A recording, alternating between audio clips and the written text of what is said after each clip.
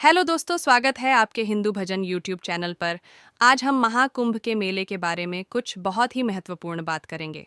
तो चलिए शुरू करते हैं। महाकुंभ का मेला 144 साल बाद आता है। ऐसा माना जाता है कि जो भी इस महाकुंभ के मेले स्नान कर लेता है उसके सारे कष्ट दूर हो जाते हैं और उसे मोक्ष की प्राप्ति हो जाती है।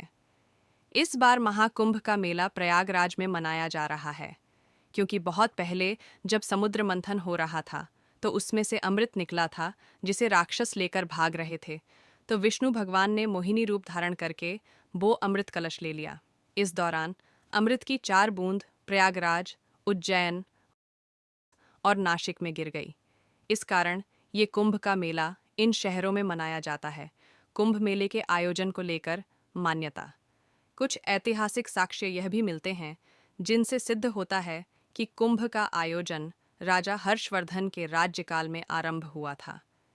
प्रसिद्ध चीनी यात्री ह्वेन सांग जब अपनी भारत यात्रा के बाद उन्होंने कुंभ मेले के आयोजन का उल्लेख किया था। इसी के साथ उन्होंने राजा हर्षवर्धन का भी जिक्र किया है। उनके दयालु स्वभाव के बारे में भी उन्होंने जिक्र किया था।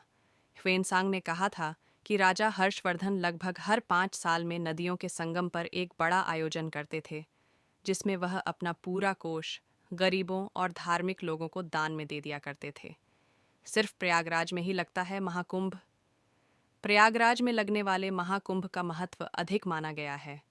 दरअसल यहाँ 3 पवित्र नदियों गंगा, यमुना और सरस्वती का संगम है, जिस वजह से यह स्थान अन्य जगहों की तुलना में अधिक महत्वपूर्ण है। बता दें, सरस्वती नदी लुप्त हो चुकी है लेकिन वह धरती का धरातल में आज भी बहती है।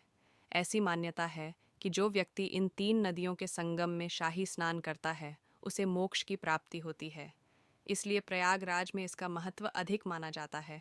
कुंभ से जुड़े अन्य रहस्य। जब जयंत कौए के रूप में अमृत कलश को लेकर जा रहे थे तो उनकी जीभ पर भी अमृत की कुछ बूंदें लग गई थीं, जिस वजह से कौए ही आयु लंबी होती है। ऐसा कहा जाता है कि कौए जब भी मरता है तो दुर्घटना में उसकी मृत्यु होती है। अमृत कलश लेकर जब जयंत भाग रहे थे तो कुछ बूंदें प्रयाग, उज्जैन, हरिद्वार और नासिक में अमृत की बूंदें गिरी थीं, इसीलिए यहाँ कुंभ किया जाता है। इसके अलावा अमृत की कुछ बूंदें दूर्वा घास पर गिर गई थीं, जिस वजह से दूर्वा को पवित्र माना जाता है और सर्वप्रथम पूजनीय देवता गणेश जी को अर्पित किया जाता है। महाकुंभ और समुद्र मंथन के रहस्य। समुद्र मंथन के बारे में शिव पुराण, मत्स्य पुराण, पद्म पुराण, भविष्य पुराण समेत लगभग सभी पुराणों में जिक्र किया गया है। मान्यताओं के अनुसार समुद्र मंथन के दौरान जब अमृत कलश बाहर आया था तब देवताओं और राक्षसों के बीच तनातनी और संघर्ष को कम करने के लिए भगवान विष्णु ने मोहिनी अवतार लिया था। इसके बाद जब देवताओं और राक्षसों के बीच संघर्ष काफ़ी ज़्यादा बढ़ गया तो उन्होंने इंद्रदेव के पुत्र जयंत को यह अमृत कलश सौंप दिया गया। जयंत कौवे का रूप धारण कर राक्षसों से अमृत कलश को छीनकर उड़ चले थे। जब वह घट को लेकर भाग रहे थे तो अमृत कलश से कुछ बूंदें प्रयागराज, उज्जैन, हरिद्वार और नासिक में गिर गई थीं। जहाँ जहाँ अमृत कलश की बूंदें गिरी वहाँ वहाँ कुंभ मेला का आयोजन किया जाता है। वीडियो अगर आपको पसंद आई तो लाइक, शेयर और चैनल को सब्सक्राइब करना मत भूलना।